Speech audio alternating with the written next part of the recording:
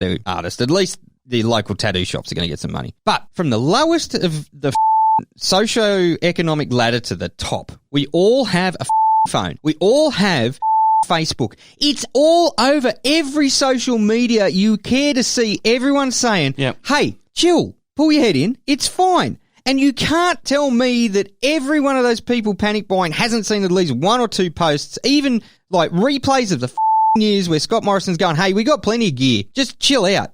Like, you can't be that willfully ignorant. Yeah. Right? So I call bullshit on what you were saying there, and I'm not having a crack at you, bruh, where you're saying, some people will think that we've got supply chain problems. Everyone in Australia knows we don't. Yeah. I'm going to say 99% of people, there might be some, tribe out in the outback that still hasn't been discovered, that's still cruising around with the old ways, like the dreaming and stuff, right? Yeah. They might not know. Everyone else knows, right? Yeah, you know. Okay, so that shits me to tears. It's a mentality that has come into this country in the last 20 to 30 years where everyone's got to be better than everyone else. The old Australia we grew up in the 80s and 90s was like, you're right, mate. Where's that gone? Yeah. Are you okay now? The latest thing is, are you okay? Yeah, but that's all lip service now. I know. And it shits me, Benny. And I'm sorry, I haven't really had a rant, and I won't, because I'm just disappointed. I'm not angry, I'm disappointed. I'm disappointed too. This turns out, and look, me and the wife, we have enough stuff to get through. We're fine. We don't need to go and panic buy. We never have. We just always have enough stuff. So I'm okay. The only thing I'm worried a little bit about is prescriptions, because I have arthritis, and if shit gets bad, then I can't work. I need an essential drug myself. Exactly. I've got a medical condition that I need a specialised medicine for. I need it. And if I don't get it, like today, for example, I've just been lazy. I didn't go and get it. But yesterday I went and got it. And I was down to my last 2 tabs for it. And, there may be a point where they shut down all interactive transactions. Then you got to do it online. Or alternatively, it's like the 7-Eleven window after hours. Yeah. You know what I mean? Stand up in line there, getting in the colder months. And see, that'd be a great idea if we did it all online and it got delivered. But guess who can't do it online, or mostly can't do it online? The elderly. Yep. Or young kids. Well, young kids would probably be all right. I've seen a 2-year-old take an iPhone, open it up and open an app and bloody play games and watch YouTube on it. When I was 2, I was eating pot plant dirt. Have you got photos of that? Probably somewhere. I'd like to see that. I understand that this one thing that is being cancelled, and it is probably the best decision to do so, is Anzac Day. Now, Anzac Day is a very special day for me and you. Yes. Because we believe in a lot of what the day actually stands for. And I don't mean dressing up to the nines and then getting munted as and going to races. Going to a race or anything like that, and dressing up lamb dressed as mutton all tied in with spaghetti straps and shit like that. Because I've seen enough at our local RSL club, which has made me just absolutely hate humanity. Well, can I tell you one story very quickly? Sure. I think I maybe have told this on the podcast before. Anzac Day a few years back, okay? I went to the bar. Okay. Yep. And there's a bloke standing in front of me wearing medals on his left-hand side. So this bloke is served, right, on his left breast. All of a sudden, in front of him comes this girl dressed to the nines with her scabby little boyfriend with him or with her. And she's like, hey, can I get a couple of Midoris and all that kind of thing? And got in front of this bloke. Yep. And I went, tapped him on the shoulder, said, mate, just hang on a sec. Moved him to the side.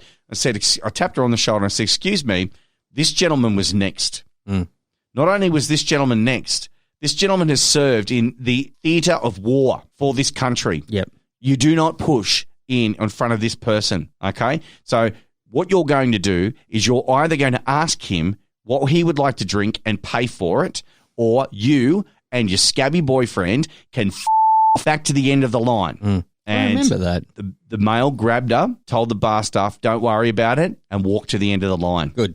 And I watched him. And then I said to old mate, I said, what do you want?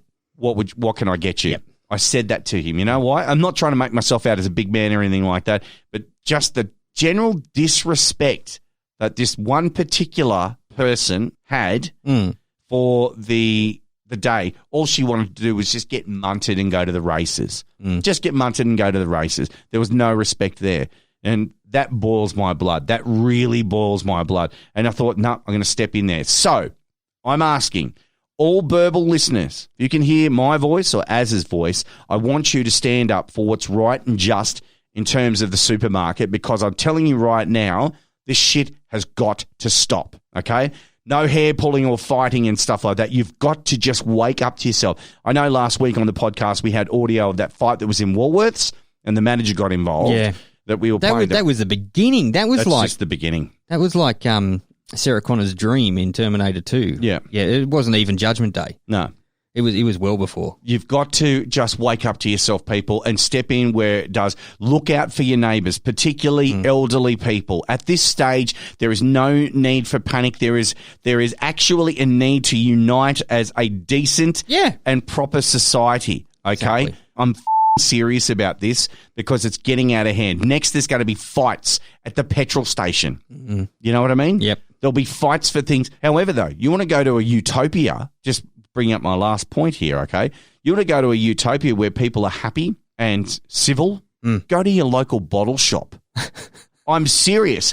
The shelves at the supermarket are devoid of pasta, rice, toilet paper, and everything. Mint cabinets, empty. Walk into Dan Murphy's. Nah, you can get what you need. I don't understand why people rush buying toilet paper. What, do they think that they need to cover their own ass?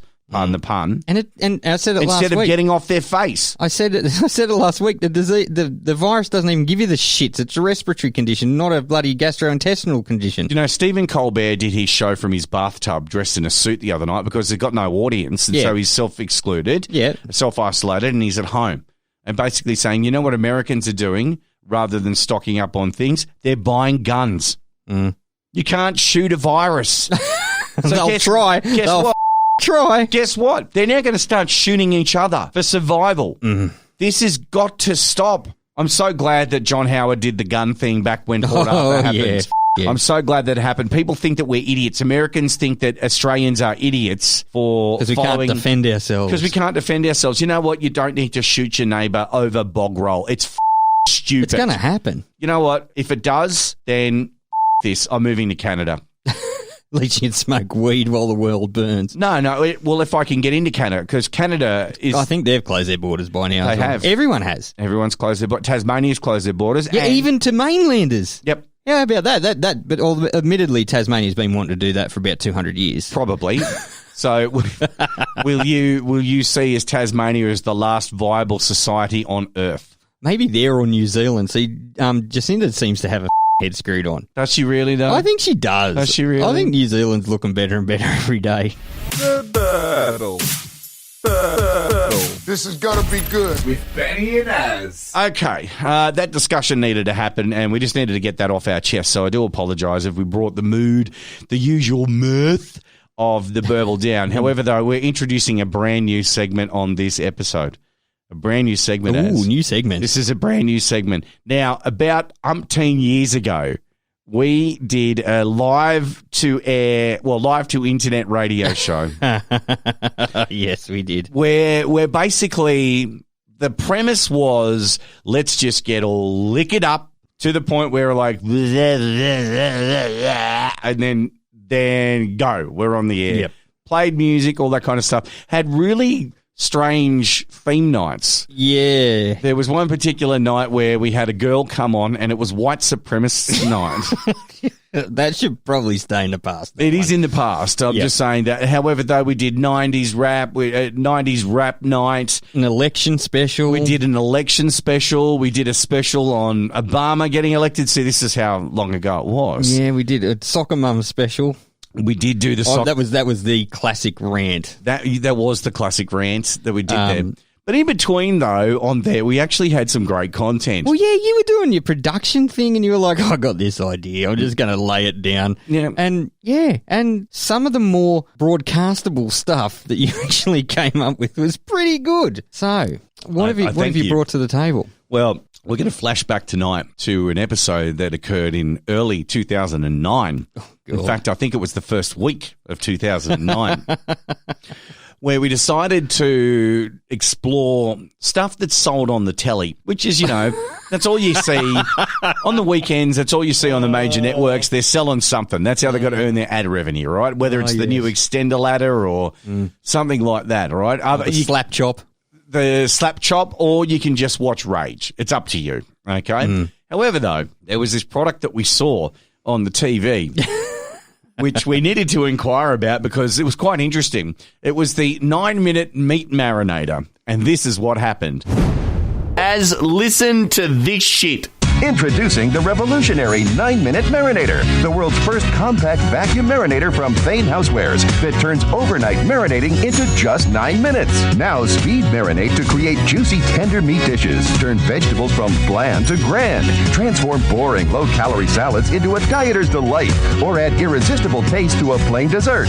All in just 9 minutes or less, guaranteed. No more last-minute disasters. With the 9-Minute Marinator, it's simple. Just place everything inside the canister at once, pump the handle, and press on. Then it automatically stops after 9 minutes, but your food tastes like it's been marinating for days. The only time you need is 9 minutes. The 9-minute marinator. Saw this shit the other day on the TV, bro. 9 minutes, yeah, it might be fast, but I don't have 9 minutes. It's a fast-paced world. Okay, this is Danos, all right? Right. Now, I'm going to call these bastards because I haven't got time. I have time. I'm usually drunk when I invite people around. I've got 9 minutes to marinate food. And that 9 minutes has taken up from, that could be 4 trips to the fridge for a tin for me. It could be. I've only got 7 minutes at best to marinate food. It doesn't work for me, so I'm going to ring him up and ask him, I want a 7-minute marinator. Dallas, right? How can I help you? Hello, sorry, your name is? This is Brandon. Hello, Brandon. My name is Jeff. How you going? I'm good, thanks, Chef. Sorry, you guys are open for calls regarding sales? Yeah.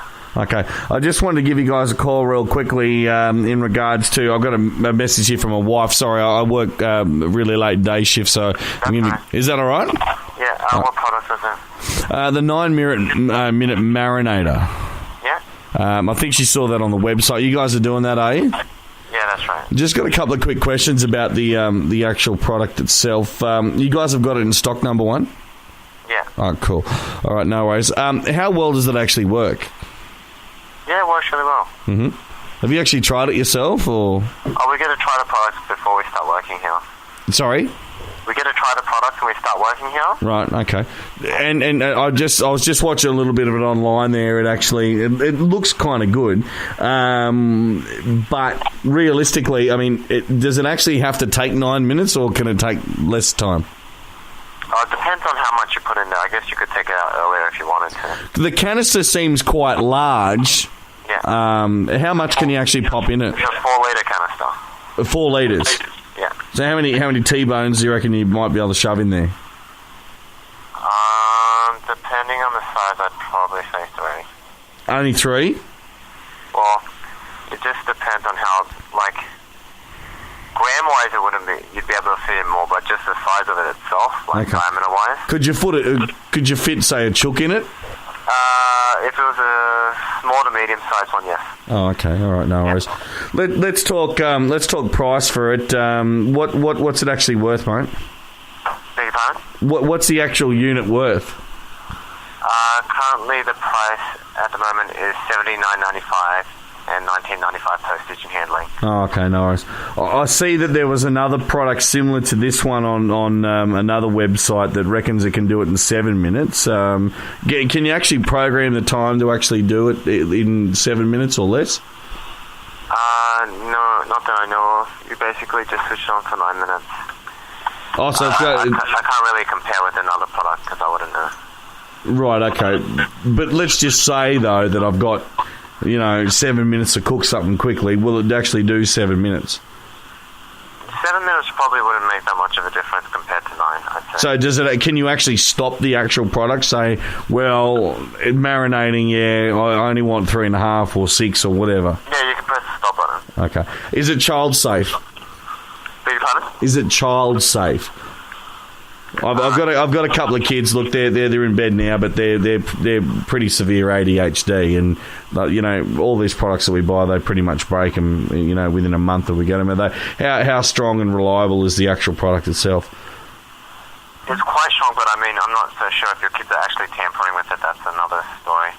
Well, they don't so much tamper with it. They're only small kids, but they'll, like, if it yanks off the counter and stuff, is it going to break? I don't think so, but I can't say.